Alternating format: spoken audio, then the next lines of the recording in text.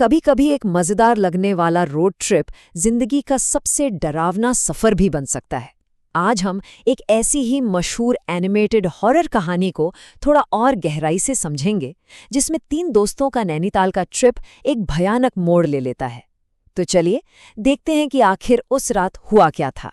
तो सवाल यही उठता है कि क्या ये बस एक ट्रिप था, या फिर किस्मत उन्हें कोई ऐसा सबक सिखाने वाली थी जिसे वो जिंदगी भर नहीं भुला सकते। तो कहानी शुरू होती है 3 दोस्तों से, समीर, रवि और नवीन। तीनों नैनीताल के लिए एक एक्साइटिंग रोड ट्रिप पर निकलते हैं, लेकिन उन्हें इस बात का जरा भी अंदाजा नहीं था कि ये सफर उनकी जिंदगी को हमेशा हमेशा के लिए बदलने वाला है। अब इस कहानी का सेंटर है समीर, एक ऐसा लड़का जिसे ना तो भगवान पे भरोसा था न ही शैतान पर, और उसका यही अविश्वास आगे आने वाले तूफान की सबसे बड़ी वजह बनने वाला था। होटल वापस आते समय जब शाम ढल रही थी, दोस्तों ने नैनीताल के पास बोवाली रोड पर एक पुराना कब्रिस्तान देखने का फैसला किया। और ये उनका सबसे गलत फैसला साबित हुआ, क्योंकि बस यहीं से सब कुछ बदलने वाला था। देखिए, ये कोई ऐसा वैसा कब्रिस्तान नहीं था। इसका अपना एक डरावना इतिहास है।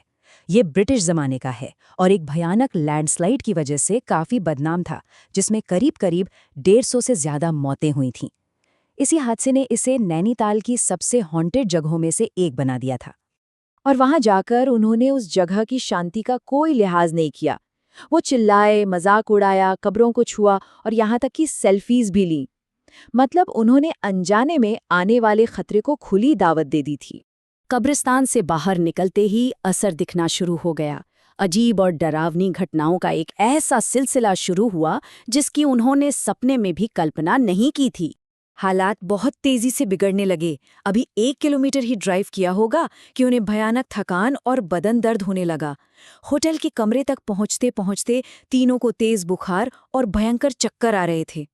और फिर तीनों एक साथ गहरी नींद में चले गए, जो असल में एक बुरे सपने की शुरुआत थी।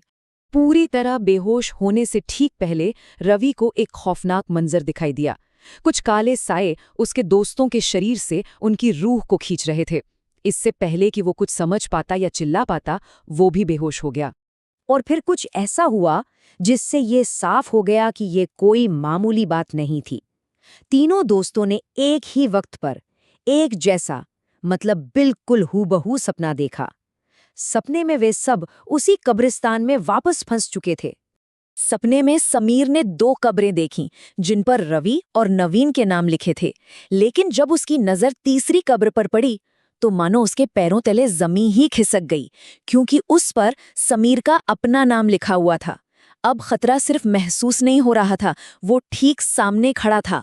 बुरी तरह डरे हुए तीनों दोस्त मदद के लिए भागकर होटल के रिसेप्शन पर पहुंचे, और यहीं उनकी मुलाकात हुई अजय नाम के एक स्थानीय आदमी से, जो उनकी हालत देखते ही पूरा मामला समझ गया। अजय वहीं का एक पहाड़ी आदमी था जो इन जगहों की कहानियों और रस्मों को अच्छी तरह से जानता समझता था। वो समझ गया था कि इन लड़कों ने अनजाने में कौन सी बड़ी गलती कर दी है, और शायद वही उन्हें अब बचा सकता था। तो अब इसका उपाय क्या था? अजय ने एक रस्म की। ये उन नाराज आत्माओं से माफी मांगने का एक तरीका था। उसने दोस्तों को एक घेरे में बिठाया और अपने मंत्रों को दोहराने को कहा, और ये भी हिदायत दी कि चाहे कुछ भी दिखे, जाप रुकना नहीं चाहिए। और यही वो पारंपरिक ज्ञान था जो उन्हें इस मुसीबत से बाहर निकाल सकता था। और रस्म पूरी होते ही सच में जैसे कोई जादू सा हुआ। उनका बुखार, दर्द, डर सब कुछ एक पल में गायब हो गया। वो लोग शारीरिक तौर पर तो ठीक हो गए थे, लेकिन उस रात का खौफ उनकी यादों में हमेशा के लिए बस गया। तो आखिर ये कहानी हमें सिखाती क्या है? ये मॉडर्न सोच और पुरानी मान्यताओं के बीच के टकराव को दिखाती है। ये बताती है कि जिन चीज़ों को हम नहीं समझते, उनका सम्मान करना कितना ज़रूरी है। समीर, जो कभी इन सब बातों पर हंसता था, उसकी तो पूरी दुनिया ही उस एक रात में बदल गई। और आखिर में ये कहानी एक सवाल पीछे छोड़ जाती है। क्या ये सब सिर्फ एक अंधविश्वास है, या फिर उन अनसुनी चेतावनियों में से एक है जिन पर ध्यान दिया जाना चाहिए? और इसका जवाब शायद हर किसी के लिए अलग-अलग हो सकता है।